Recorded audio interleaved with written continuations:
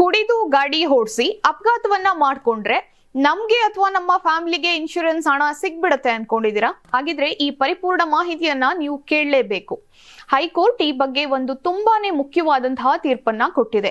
ಅದೇನು ಅಂತ ನೋಡ್ಕೊಂಡ್ ಬರೋಣ ಬನ್ನಿ. ವಿಷಯ ಏನಂದ್ರೆ 2015 ಫೆಬ್ರವರಿ 5ರಂದು ಬೆಂಗಳೂರಿನ ಬನಶಂಕರಿ ಬಳಿ ಶ್ರೀನಿವಾಸ್ ಹರಿಕಂತ್ರ ಅನ್ನೋರು ಬೈಕ್ ಓಡಿಸ್ಕೊಂಡು ಹೋಗ್ತಾ ಇದ್ರು. ಆ ಟೈಮ್ ನಲ್ಲಿ ಬೈಕ್ ನಿಯಂತ್ರಣವನ್ನ ತಪ್ಪಿ ನೇರವಾಗಿ ವಿದ್ಯುತ್ ಕಂಬಕ್ಕೆ ಗುದ್ದಿದೆ.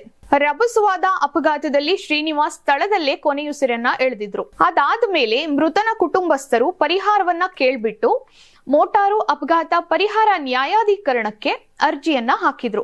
ಕೋರ್ಟ್ ಕೂಡ ಇವರ ಪರವಾಗಿ ತೀರ್ಪನ್ನ ಕೊಟ್ಟು 3,44,000 ರೂಪಾಯಿಗಳನ್ನ ಪರಿಹಾರವನ್ನ ಕೊಡಬೇಕು ಅಂತ ಕೂಡ ಆದೇಶವನ್ನ ಮಾಡಿತ್ತು.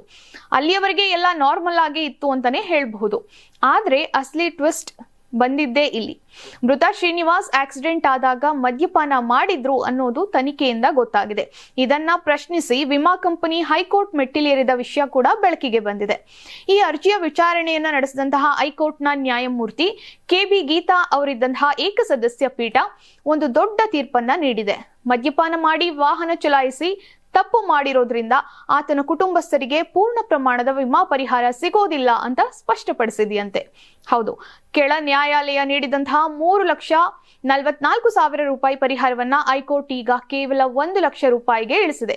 ಯಾಕಂದ್ರೆ ವಾಹನ ಮಾಲೀಕರು ಹೊಂದಿದ್ದಂತಹ ವೈಯಕ್ತಿಕ ಅಪಘಾತ ರಕ್ಷಣೆ ಪಾಲಿಸಿ ನಿಯಮಗಳ ಅಡಿಯಲ್ಲಿ ಗರಿಷ್ಠ 1 ಲಕ್ಷ ರೂಪಾಯಿ ಮಾತ್ರ ಸಿಗಲು ಅರ್ಹತೆ ಇದೆ ಅಂತ ಕೋರ್ಟ್ ತಿಳಿಸಿದೆ. ಅಂದ್ರೆ ಕುಡಿದು ಡ್ರೈವ್ ಮಾಡೋರಿಗೆ ಇನ್ಶೂರೆನ್ಸ್ ಕಂಪನಿಗಳು ಫುಲ್ ಅಮೌಂಟ್ ಕೊಡೋಕೆ ಜಾಗ ಇಲ್ಲ ಅನ್ನೋದನ್ನ ಕೋರ್ಟ್ ಕಟ್ಟುನಿಟ್ಟಾಗಿ ಹೇಳಿದೆ. ನೋಡಿ, ಕುಡಿದು ಗಾಡಿ ಓಡಿಸೋದು ಕೇವಲ ಟ್ರಾಫಿಕ್ ರೂಲ್ಸ್ ಬ್ರೇಕ್ ಮಾಡೋದಷ್ಟೇ ಅಲ್ಲ, ನಮ್ಮ ಜೀವಕ್ಕೆ ಕೂಡ ಅಪಾಯ, ಜೊತೆಗೆ ನಮ್ಮ ಫ್ಯಾಮಿಲಿ ನೆಮ್ಮದಿಗೆ ಕೂಡ ಕುತ್ತು ತರತ್ತೆ ಅನ್ನೋದಕ್ಕೆ ಈ ಪ್ರಕರಣ ಒಂದು ದೊಡ್ಡ ಉದಾಹರಣೆಯಾಗಿದೆ.